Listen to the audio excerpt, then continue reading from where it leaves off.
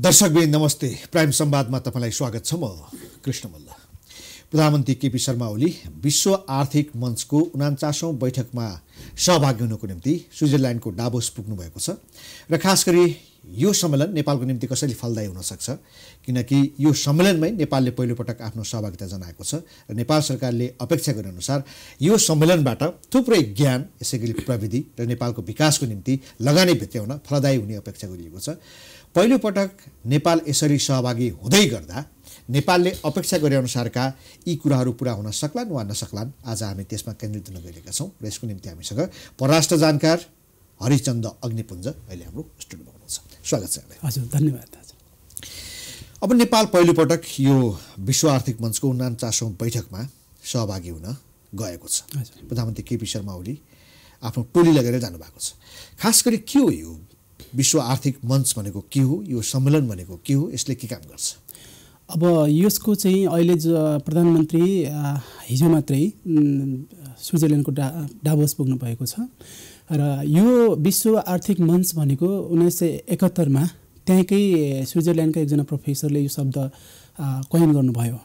विशेष गरिकन त्यति बेलाको युरोपियन देशहरूको इकोनोमिक कुराहरूलाई वा आर्थिक कुराहरूलाई चाहिँ म्यानेजमेन्ट गर्नको लागि यो खालको एउटा चाहिँ प्राइभेट नन प्रफिट अर्गनाइजेसनको कन्सेप्ट उहाँले अगाडि सार्नुभयो र पछि बिस्तारै गएर यसलाई 1989 मा वर्ल्ड इकोनोमिक फोरम विश्व आर्थिक मञ्चको रूपमा यसको नाम बदलियो र विश्वभरिका विशेष गरी प्राइभेट र पब्लिक कम्पनीहरू, अर्गनाइजेसनहरूलाई एकै थलोमा ल्याएर अनि विश्वले भोगिरहेका चुनौतीहरू, विशेष गरिकन यो कन्फ्लिक्टको क्षेत्रमा, राजनीतिक क्षेत्रमा र अनि आर्थिक क्षेत्रमा भोगिराखेका चुनौतीहरूलाई एक ठाउँमा आएर यसको समाधान कसरी गर्ने, ग्लोबल लेभलमा, रिजनल लेभलमा यसका समाधानहरू के हुन सक्छन् भन्ने कुरालाई नै केन्द्रबिन्दु बनाएर यो इकोनोमिक फोरमको आयोजना गरिएको हो र कन्सेप्ट अगाडि सारिएको हो। र त्यति बेलादेखि अहिलेसम्म चाहिँ यो हरेक वर्ष चाहिँ त्यो स्विजरल्यान्डको डाभोसमा आयोजना हुँदै आएको छ। यसमा विशेष गरिकन विकसित राष्ट्रहरू, विकासशील देशहरू र अति कम विकसित राष्ट्रहरूबाट पनि प्रतिनिधिहरू बोलाउने गरिएको छ। यद्यपि यहाँले भन्नुभयो नेपालबाट पहिलो पटक नेपालका प्रधानमन्त्री जानुभएको छ र यो नेपालको लागि एउटा अवसरको विषय पनि हो, चुनौतीको विषय पनि हो र मलाई लाग्छ यो गर्वको विषय पनि हो। अब के भने यसलाई त पुँजीवादीहरूको कुम्भ मेला भन्दा रहेछन्। विश्वका धनी राष्ट्रहरू त्यहाँ बस्ने एउटा क्लब जस्तो।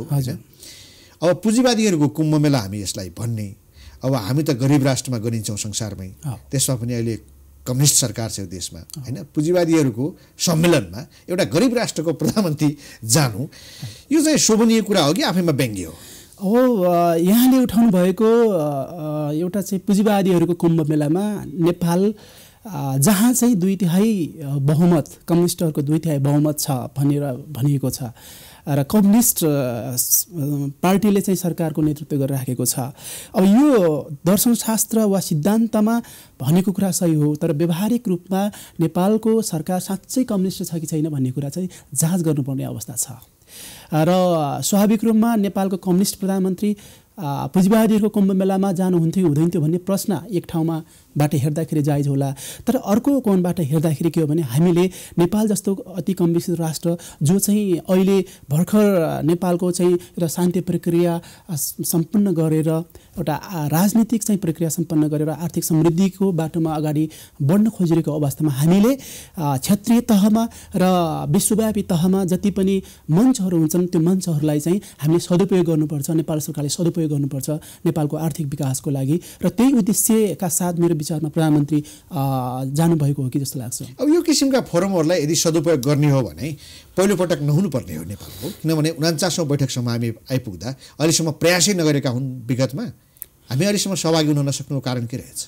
मेरो विचारमा के लाग्छ भने पहिलो कुरा त एउटा देशको चाहिँ नेतृत्वको इच्छा शक्ति पनि हो, होइन? अहिलेसम्मको प्रधानमन्त्रीहरूले यो यस्तो खालको क्षेत्रीय लेभलमा, ग्लोबल लेभलमा भएका आर्थिक मञ्चहरूबाट नेपालले बेनिफिट लिनुपर्छ वा नेपालले फाइदा लिनुपर्छ भन्ने बुझाइ आफ्नो ठाउँमा थियो होला, तर त्यसको लागि इनिसिएट गर्ने वा सुरुवात गर्ने अवस्था नेपालमा थियो कि थिएन, होइन? योभन्दा अगाडि हामीले चाहिँ 10 वर्षको युद्ध हामीले बेहोर्यौँ, त्यसपछि पनि एउटा चाहिँ पोलिटिकल वा राजनीतिक चाहिँ ट्रान्जिसन पिरियड हामीले बेहोर्यौँ। त्यसतर्फ नेपालको नेतृत्वले वा नेपाल सरकारले ध्यान दिने मौका पायो कि पाएन, किनभने हाम्रो आन्तरिक राजनीतिक अवस्था चाहिँ अस्थिर भएको अवस्थामा यस्ता कुराहरूमा मेरो विचारमा ध्यान दिने समय वा त्यस्तो खालको अवस्था थिएन कि एउटा कुरा। अर्को कुरो भनेको त्यति बेलाका योभन्दा अगाडिका सरकारहरूले मेरो विचारमा चाहिँ पहल पनि गरेनन् कि जस्तो लाग्छ। पहल गरेको भए त अब अहिले चाहिँ पहल र प्राथमिकताको कुरा फरक भयो। किनभने एउटा सानो उदाहरण दिउँ, राजनीतिक रूपमा पनि यो कुरा विश्लेषणका रूपमा आउन सक्छ। अब पुँजीवादीहरूको सम्मेलनमा सहभागी हुन नेपालको एउटा कम्युनिस्ट प्रधानमन्त्री गरिब देशको प्रतिनिधित्व पहिलोपटक हुँदैछ। तर यहीँनिर बुवा सम्मेलन चीनमा भयो होइन, त्यसलाई छलेर प्रधानमन्त्री भारतमा गए भनेर व्याख्या गरिन्छ र सदैव हामीले त्यसमा सहभागिता जनाउँदै आएका थियौँ। तर यसपटक हामी बुवा सम्मेलनमा पनि गएनौँ भनेपछि हामीले सम्मेलनलाई कसरी प्रयोग गर्छौँ भन्नुको पछाडि त्यहाँ त स्ट्राटेजिक कुराहरू छन् नि, यसलाई त्यसरी व्याख्या गर्न मिल्दैन। बुवा चाहिँ किन छुट्यो र यो किन प्राथमिकतामा पर्यो? अब बुवा किन छुट्यो भन्नुहुन्छ भने अब मेरो आफ्नो विश्लेषणमा त्यति बेला पहिलोपटक नेपालका प्रधानमन्त्री केपी शर्मा ओली पहिलो कार्यकालमा चाहिँ को बेलामा जुन इन्डियासँगको सम्बन्धमा जुन चिसोपना आएको थियो, त्यति बेला जुन अब नाकाबन्दीदेखि लिएर सबै कुराहरू कारणले गर्दाखेरि अब पहिलो चाहिँ कार्यकालमा ओलीको गभर्नमेन्ट जसरी चाहिँ भनौँ न उहाँको सट्टामा चाहिँ अर्को प्रधानमन्त्री बन्नुभयो, त्यसको पछाडि कतिपयले चाहिँ भारतको हात छ पनि भन्छन् र नेपालमा अस्थिरता पैदा भयो त्यति बेला। र दोस्रो पटक प्रधानमन्त्री केपी शर्मा ओली प्रधानमन्त्री भइसकेपछि अब पहिलाको सम्बन्धलाई एउटा नयाँ अवस्थामा पुर्याउने वा नर्मलाइज गर्ने, सामान्यकरण गर्ने प्राथमिकता अन्तर्गत बुवा फोरमलाई चाहिँ केही समयको लागि वा त्यति बेलाको लागि भारतको विश्वास जित्नलाई वा विशेष गरी मोदीको विश्वास जित्नलाई नेपालबाट बुवा फोरममा भाग नलिएको हुनसक्छ। यहाँले भन्नुभयो जस्तै त्यो एउटा रणनीतिक कुरा पनि हुनसक्छ। तर अहिलेको यो वर्ल्ड इकोनोमिक फोरममा भाग लिनुको उद्देश्य के हो भने अब केही समयपछि नेपालले लगानी सम्मेलन गर्दैछ। मार्चमा 2019 मार्चमा चाहिँ लगानी सम्मेलन गर्दैछ। लगानी सम्मेलनको अर्थ र महत्त्व यो छ कि नेपालमा 2/3 बहुमतको सरकार छ र पोलिटिकल राजनीतिक रूपमा चाहिँ एउटा स्थिरता सिर्जना भएको वा पैदा गरिएको अवस्था छ र देशले आर्थिक समृद्धिको बाटोमा अगाडि बढ्नै पर्ने अवस्था छ। आन्तरिक कतिपय कुराहरू मिलेको छैन, प्रदेश तहका कतिपय कुराहरू ऐन कानुनहरू बन्न बाँकी छन् र यो अवस्थामा अर्कातिर चाहिँ नेपाल सरकारलाई हेर्ने दृष्टिकोण पनि एउटा चाहिँ पुरानो छ भनौँ न। जस्तै विश्वका शक्ति राष्ट्रहरूले नेपालको सरकारलाई हेर्ने दृष्टिकोण, कम्युनिस्ट गभर्नमेन्टलाई हेर्ने दृष्टिकोण पनि अहिले पनि नेपालको चाहिँ कम्युनिस्ट सरकारले साँच्चै नै अथोरिटेरियन रिजिम इस्टाब्लिस गर्नको लागि कोसिस त गर्दैन भन्ने खालको एउटा त्यो बुझाइ हुनसक्छ। त्यो भ्रमलाई चिर्नलाई पनि यो सम्मेलनमा चाहिँ जानु अनिवार्य थियो र त्यसकारणले यो प्राथमिकता परेको नेपालमा अब आर्थिक लगानी भित्र्याएर एउटा चाहिँ समृद्धिको बाटोमा देशलाई अगाडि बढाउनको लागि प्रधानमन्त्री केपी शर्मा ओलीले यो चाहिँ विश्व आर्थिक मञ्चलाई चाहिँ प्राथमिकता दिएको पनि एउटा महत्त्वाकांक्षी योजना हो कि उनीहरूको चाहना हो कि भन्ने लाग्छ। किनभने 2 दिन त्यो सम्मेलनमा गएर 2वटा स्पिच दिएर नेपालमा लगानी भित्रिन्छ, ज्ञान आउँछ, प्रविधि सप्रिन्छ भनेर कसरी अपेक्षा गर्ने? किनभने यहाँ त वर्षौँ 1-to-1 टकहरू भएका छन्, कतै बाइलेटरल युनिल्याटरल गफहरू भएका छन् विभिन्न देशहरूसँग, भारतसँग, चीनसँग, युरोपियन देशहरूसँग। काठमाडौँमै कति सम्मेलनहरू हुन्छन् होइन, अहिलेसम्म केही पनि परिणाम आउन सकेको छैन। अब एउटा यो चाहिँ आर्थिक मञ्चको सम्मेलनमा गएर 2 दिन प्रधानमन्त्रीले भाषण दिएर या लगानी भित्रिन्छ, देशको विकास हुन्छ भन्ने कुरा न हो भन्ने जस्तो चाहिँ किन भन्ने कुरा न हो जस्तो मलाई लाग्दैन। किनभने हरेक कुरा चाहिँ पहिलोपटक चाहिँ सुरुवात गर्दाखेरि यसरी नै अगाडि बढ्छ होइन। हामीले एउटा कुरा चाहिँ अहिले यसपटक चाहिँ प्रधानमन्त्री त्यहाँ गएर 2वटा स्पिच दिँदैमा सबै कुरो चाहिँ कायापलट भइहाल्छ होइन, रातारात कायापलट भइहाल्छ भन्ने त होइन। तर पनि एउटा आधार तयार गर्छ यसले। यो पहिलोपटक किन तारतम्यता मिलेन कि जस्तो मलाई लाग्यो। किनभने अब प्रधानमन्त्रीका परराष्ट्र सल्लाहकार डाक्टर राजन भट्टराई हुन्, परराष्ट्र मन्त्री प्रदीप गेवाली हुन्, यसै गरी हाम्रा प्रधानमन्त्री केपी ओलीले संसदमा दिनुभएको जवाफ होस्, यी सबैले चाहिँ नेपालमा लगानी भित्र्याउने विकासको निम्ति यो सम्मेलन फलदायी हुन्छ भन्नुभएको छ। तर त्यसको निम्ति के काम भइरहेको छ र प्रधानमन्त्री त्यो सम्मेलनमा गएर के बोल्दै हुनुहुन्छ, के आह्वान गर्दै हुनुहुन्छ भन्ने कुरा हो। अब हाम्रा प्रधानमन्त्रीले 2वटा विषयमा त्यहाँ बोलिरहनु भएको रहेछ होइन। एउटा strategic outlook on South Asia, दोस्रो सेभिङ फ्युचर अफ डेमोक्रेसी। यो 2टै विषय नेपालीमा लगानी ल्याउनुको निम्ति 2टै विषय केन्द्रित छैन, यो फरक विषय छ। अब strategic outlook on South Asia, अब साउथ एसियालाई रणनीतिक रूपमा कसरी हेर्ने भन्ने एउटा विषय भयो। अर्को विषय सेभिङ फ्युचर अफ डेमोक्रेसी, प्रजातन्त्रको सुदृढीकरण कसरी गर्ने भन्ने कुरा मात्रै छ। ए बाबा यो नेपालमा ज्ञान ल्याउने, सिप ल्याउने होइन, स्रोत ल्याउने भन्ने कुरामा उहाँको स्पिच केन्द्रित नै छैन भने हाम्रो उद्देश्य अनुसारको त तयारी त्यो किसिमको कामै छैन नि त, कसरी हुन्छ यो? अब यो दुईवटा विषय उहाँले जुन बोल्न गइराख्नु भएको छ, यो विषय चाहिँ नेपालका प्रधानमन्त्री बोल्ने विषय भनेर त्यताबाट विषय दिएको पनि हुनसक्छ। तर अहिले जुन आर्थिक लगानी भित्र्याउने भन्ने सवालमा यो दुईवटा विषयमा उहाँले समेट्नुहुन्छ भन्ने लाग्छ मलाई। तर पनि अब उहाँको स्पिच हामी सुनौँ, पर्खौँ, 1-2 दिन हामी पर्खौँ। र अर्को कुरा के हो भने त्यहाँ गइसकेपछि उहाँले दुईवटा स्पिच दिने मात्रै होइन, यो एउटा मौका कसरी पनि उहाँले चाहिँ यसलाई फाइदा लिनुपर्छ भने एउटा चाहिँ समिट डिप्लोमेसीमा उहाँले दुईवटा स्पिच दिँदै हुनुहुन्छ। त्यो स्पिचबाट नेपाल के हो त, नेपालको पिस प्रोसेस के हो, नेपालको अहिलेको सरकारको प्राथमिकता के हो, अहिलेको सरकारले नेपाललाई कसरी चाहिँ समृद्ध बनाउन खोजिराखेको छ र नेपालले अहिले पहिलो पटक चाहिँ नयाँ व्यवस्थाको चाहिँ अनुभव गरिराखेको छ, अभ्यास गरिराखेको छ। र यो अवस्थामा अबका प्राथमिकता के हुन् र कसरी अगाडि बढिराखेको छ भन्ने कुरा प्रधानमन्त्रीले मेरो विचारमा राख्नुहुन्छ भन्ने लाग्छ। यो स्पिचमा पनि कतै न कतै राख्नुहुन्छ भन्ने लाग्छ। अर्को कुरा भनेको चाहिँ पर्सनल डिप्लोमेसी है। अब जति पनि वर्ल्डभरिबाट आएका लिडरहरू हुन्छन् अनि पब्लिक र प्राइभेट कम्पनीका चाहिँ प्रतिनिधिहरू हुन्छन्, उहाँहरूसँग नेपालका प्रधानमन्त्री र नेपालको प्रधानमन्त्रीको टोलीले 1-to-1 कुराकानी चाहिँ गर्नुहुन्छ। उहाँले त्यो कुराकानीको क्रममा नेपालको प्राथमिकतादेखि लिएर नेपालको आर्थिक लगानीका कुराहरू उहाँले राख्नुहुन्छ भन्ने लाग्छ। र मेरो विचारमा यी सबै कुराले दुईवटा कोणबाट, एउटा समिट डिप्लोमेसी मार्फत, अर्को पर्सनल डिप्लोमेसी मार्फत लगानी भित्र्याउनुको लागि केही न केही एउटा आधार तयार गर्नुहुन्छ कि वा त्यो टोलीले सुरुवात हुन्छ कि राष्ट्र प्रमुखहरू, सरकार प्रमुखहरू आउनुहुन्छ, उहाँसँग कुराकानी हुन्छ र त्यो कुरालाई पछि फलोअप गर्दै गयो भने त्यो नेपालको निम्ति एउटा लङ टर्म प्रोजेक्टका रूपमा लिनु पर्यो। हो, एकदमै लङ टर्म प्रोजेक्टको रूपमा लिनुपर्छ। अर्को कुरा भनेको आधार तयार गर्ने ठुलो कुरा हो, किनभने अहिलेसम्मको अवस्थामा नेपाल सरकारलाई पुँजीवादी राष्ट्रहरूले चाहिँ विश्वास गर्न सकिराखेका छन् कि छैनन् भन्ने प्रश्न भइराखेको बेलामा उनीहरूको विश्वास जित्नको लागि एउटा आधार, एउटा मौका चाहिँ हुनसक्छ भन्ने लाग्छ मलाई। अब हाम्रो एउटा आशावादी कुरा हो होइन, तर यहाँ एउटा विश्व राजनीतिको कुरा पनि छ। हिजो मात्रै पनि म नेकपाका एकजना नेता योगेश भट्टराईको कुरो सुन्दै थिएँ। उहाँले चाहिँ के भन्दै हुन्थ्यो भने अब Nepal is being the centre of global conspiracy. हजुर, नेपाल विश्वका शक्ति राष्ट्रहरूको एउटा षड्यन्त्रको अथवा षड्यन्त्र गर्ने, क्रीडास्थल गर्ने होइन, त्यो एउटा थलोको रूपमा विकास हुँदैछ। अब एउटा पछिल्लो समयमा अर्को एउटा शब्दावली पनि व्यापक छ, यो एसिया पेसिफिक स्ट्राटेजी होइन। यो चाहिँ अमेरिकाको सैन्य गठबन्धनका रूपमा यसलाई व्याख्या गरिन्छ।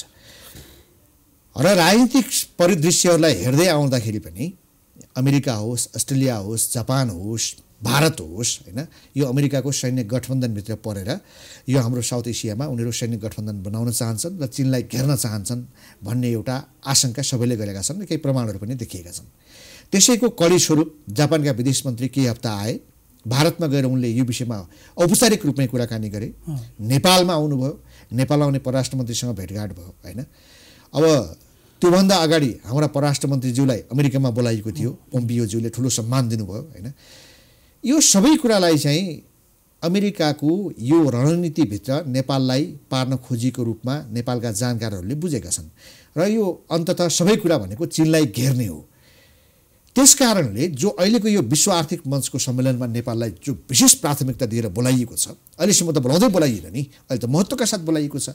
विश्व राजनीतिक मञ्चमा नेपाललाई बढी प्राथमिकता दिन थालिएको छ, किनभने नेपाललाई क्रीडास्थल बनाउनु छ, नेपाललाई प्रयोग गरेर चीनको जासुसी गर्नु छ भन्ने जो आएको छ, यी विभिन्न कुराहरूलाई यो सम्मेलनसँग र नेपालको सहभागितालाई जोड्न मिल्छ मिल्दैन? अब यहाँले सोध्नुभएको प्रश्नमा केन्द्रित हुँदाखेरि के हो भने हरेक कुराहरूलाई चाहिँ एउटा प्रत्यक्ष रूपमा र अर्को अप्रत्यक्ष रूपमा हेर्न सकिन्छ। प्रत्यक्ष रूपमा हेर्दाखेरि यो दुईवटा परिघटनाको बिचमा कुनै सम्बन्ध म देख्दिनँ होइन। जुन इन्डो पेसिफिक स्ट्राटेजीको कुरा यहाँले उठाउनु भयो र अर्कातिर चाहिँ वर्ल्ड इकोनोमिक फोरम कुरा उठाउनु भयो।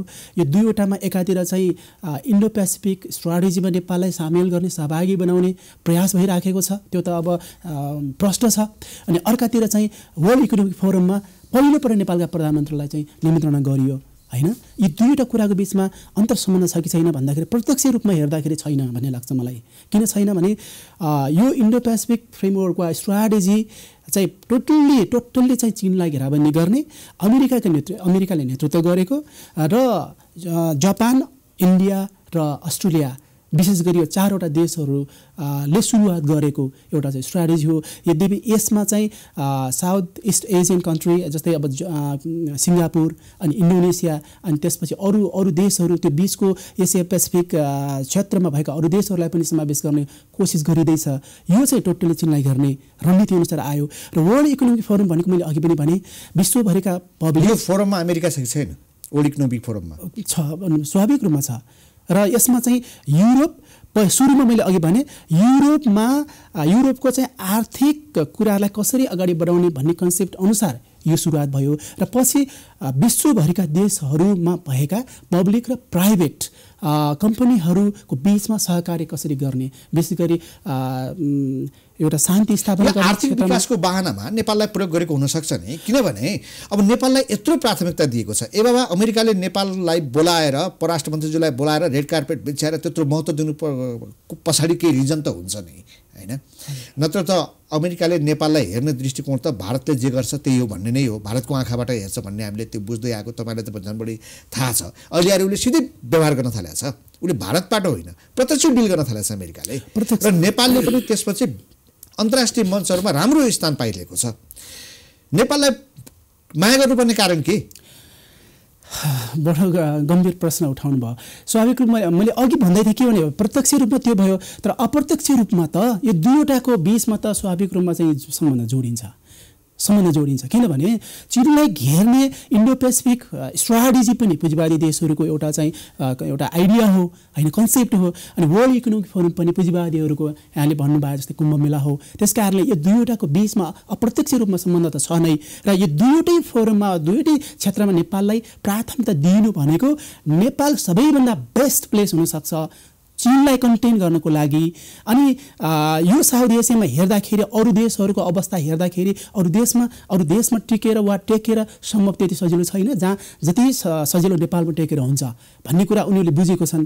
र अप्रत्यक्ष रूपमा केही न केही सम्बन्ध छ र त्यसबाट अन्तर्राष्ट्रिय शक्तिहरूले नेपाललाई प्रयोग गर्न थाले। अन्तर्राष्ट्रिय शक्तिहरूले अहिलेको सरकारलाई प्रयोग गर्न थाले। चाहे हाम्रो परराष्ट्र मन्त्रीलाई बोलाएको कुरा होस्, चाहे हाम्रो केही समय अगाडि यहाँ भएको थियो नि क्रिस्चियनहरूको सम्मेलनको रूपमा एसिया पेसिफिक समिट भन्ने नाम दिएको थियो यस्तै, होइन? यी सबै चिजहरूले गर्दा हामीले चाहिँ अन्तर्राष्ट्रिय शक्तिहरूले जे खेल्न खोजिरहेका छन् त्यसलाई छेक्न नसके हो। अब हामीले छेक्नको लागि कोसिस गरिराखेको छौँ। अहिलेको सरकारले पनि जानी प्रयोग गरिरहेका छौँ। यस्तो छ, अब कतिपय अवस्थामा चाहिँ यस्तो हुन्छ कि चाहेर पनि टोटल्ली 100% प्रयोग हुनबाट बस्न सकिँदैन। जस्तै इन्डो पेसिफिक स्ट्राटेजीको कुरा यहाँले उठाउनु भयो। यसमा हामी पहिल्यैदेखि कुनै न कुनै रूपमा अघोषित रूपमा हामी त्यसमा सहभागी भइसकेका छौँ, तर हामी घोषित रूपमा सहभागी भएको छैनौँ। परराष्ट्र मन्त्रीले भन्नुभयो नि उहाँ चाहिँ अमेरिका भ्रमणबाट आइसकेपछि हामी यसमा सहभागी पनि छैनौँ, हामी चाहिँ स्वीकार पनि गरेका छैनौँ भन्नुभयो नि। ठिक छ, घोषित रूपमा नेपाल सरकारले गरेका छैन र त्यो स्ट्राटेजीमा नेपाल प्रवेश गर्न पनि मिल्दैन नेपालको राजनीतिक अवस्था हेर्दाखेरि। तर अघोषित रूपमा त नेपाल यो वा त्यो कोणबाट त आजदेखि होइन पहिल्यैदेखि प्रयोग हुँदै आएको छ। एउटा नबुझिएको कुरा के, अब जस्तो नेपालको कुरा गर्दाखेरि त अब अन्तर्राष्ट्रिय शक्तिहरूसँग हामी जोडिसकेपछि ती विषयहरू पनि अलिकति बुझ्न जरुरी भइसक्यो। किनभने अब नेपालीहरूले चलाएका छन् कि छैनन्, नेपाली नेताहरूले चलाएका छन् कि छैनन् भन्ने प्रश्नहरू पनि जल्दोबल्दो रूपमा आउन थालिसक्यो। किनभने यहाँ भएका निर्णयहरू लागू नै हुँदैनन्। अब नेपालका नेताहरूले सरकारले गरेका निर्णयहरू कार्यान्वयनमा नगएपछि प्रश्नहरू उठ्न नै भए, होइन? बाहिरको एउटा ठुलो शक्ति सम्पन्न देशबाट कुनै नेता आएर यहाँ केही चिज भन्यो भने त्यसको प्रभाव कस्तो पर्छ? अब अमेरिकाले भारतीय आँखाबाट नेपाललाई हेर्दै आएको थियो, अहिले आएर प्रत्यक्ष उसले सम्बन्ध राख्न थाल्यो। हामीले यसो हेर्दै आउँदाखेरि अमेरिका र भारतको सम्बन्ध पनि राम्रो होइन। जसै भारतले इरानबाट तेल ल्यायो र रुससँग हतियार खरिदको सम्झौता गर्यो, त्यसपछि भारतको गणतन्त्र दिवसमा आउने भनिएका ट्रम्प नआउने भए, होइन? त्यसले गर्दा उनीहरूको सम्बन्ध चिसिएको हो कि भन्ने किसिमको लाग्थ्यो। तर यो अमेरिकाको नेतृत्वको सैन्य गठबन्धनमा चाहिँ अब यो भारत कसरी छिर्यो? अब यस्तो छ, हरेक देशको चाहिँ प्राथमिकता के हुन्छ भने हरेक देशका चाहिँ प्राथमिकताहरू फरक फरक हुन्छन्, होइन? विभिन्न प्राथमिकताहरू हुन्छन्। अनि एउटा प्राथमिकतामा एउटा देश प्राथमिकता पर्छ, अर्को प्राथमिकतामा अर्को देश प्राथमिकता पर्छ। जस्तै नेपालको केसमा हेर्ने हो भने कतिपय मुद्दाहरूमा चाहिँ चीन प्राथमिकता पर्न सक्छ, तर नेपाल र भारतको जुन नेचुरल बोर्डरको कुराहरू छ नि, यी सबै कुरा एनालाइसिस गर्दाखेरि नेपाल र भारतको कल्चर, नेपाल र भारतको भाषा संस्कृतिलाई हेर्दाखेरि त्यो एरियामा चाहिँ भारत प्राथमिकता पर्न सक्छ। त्यसरी नै अब भारतको केसमा पनि जुन अहिलेको इन्डो पेसिफिक स्ट्राटेजीमा चाहिँ अमेरिका प्राथमिकता पर्यो, किनभने यो इन्डियन ओसन र एसिया पेसिफिक ओसनको एउटा संयुक्त क्षेत्र हो यो इन्डो पेसिफिक चाहिँ स्ट्राटेजी। यो क्षेत्र यदि स्ट्राटेजिक वा रणनीतिक छ र यो क्षेत्रमा जसले चाहिँ कन्ट्रोल वा नियन्त्रण गर्न सक्छ त्यसले सिधा बुझ्दाखेरि अमेरिका र भारत चीनलाई घेर्नको निम्ति एउटै ठाउँमा उभिए, चीनलाई घेर्नको लागि ठाउँमा उभिए। र अर्को कुरो जुन रसियासँग कुरा गर्नुभयो, भारत र रसियाको त एउटा पुरानो सम्बन्ध हो होइन, एउटा शीत युद्ध कालमा चाहिँ भारत र रसिया एउटा चाहिँ ध्रुव। तर अमेरिकाले थ्रेट दिएको थियो कि तसँग सम्बन्ध बिग्रिन्छ यदि इरानसँग तेल ल्याइस् र रसियासँग परमाणु सम्झौता अथवा हतियार लिने सम्झौता गरिस् भने तसँग राम्रो हुँदैन भन्ने उसको थ्रेट थियो। त्यसका बावजुद उसले गर्यो किनभने यो हरेक देशको चाहिँ आफ्नो राष्ट्रिय स्वार्थ पूरा गर्नको लागि के गर्दाखेरि त्यो देशको राष्ट्रिय स्वार्थ पूरा हुन्छ त्यो त गर्छ नि त। हामीले पनि गर्नुपर्ने हुन्छ, इन्डियाले पनि गर्छ, अमेरिकाले पनि गर्छ। अब यसलाई नेपालसँग सिधै जोड्दा यो इन्डो पेसिफिक स्ट्राटेजीमा यदि नेपाल पनि बस्ने हो भने चीन रिसाउँदैन? चीन त हाम्रो अनन्य मित्र हो। अब यसमा नरिसाउने भन्ने कुरै हुँदैन, किनभने यो इन्डो पेसिफिक स्ट्राटेजी भनेकै चीनको एउटा चाहिँ प्रभाव विस्तार हुँदै गइरहेको प्रभावलाई रोक्ने, अर्को कुरो चाहिँ चीनलाई कमजोर बनाउने। आर्थिक रूपमा त्यसको नेपाल कडी बन्न मिल्छ? आर्थिक रूपमा नेपाल तटस्थ बस्न सक्दैन? नेपाल तटस्थ बस्नुपर्छ, यसमा तटस्थ एक हदसम्म तटस्थ बस्नुपर्छ। तर अर्को यो तटस्थ बस्नुको अर्थ यो होइन कि चीन विरुद्ध इन्डो पेसिफिक स्ट्राटेजी मार्फत गरिने गतिविधिहरूमा पनि मौन बस्नुपर्छ भन्ने होइन, किनभने नेपाल एसियामा छ, नेपाल साउथ एसियामा छ।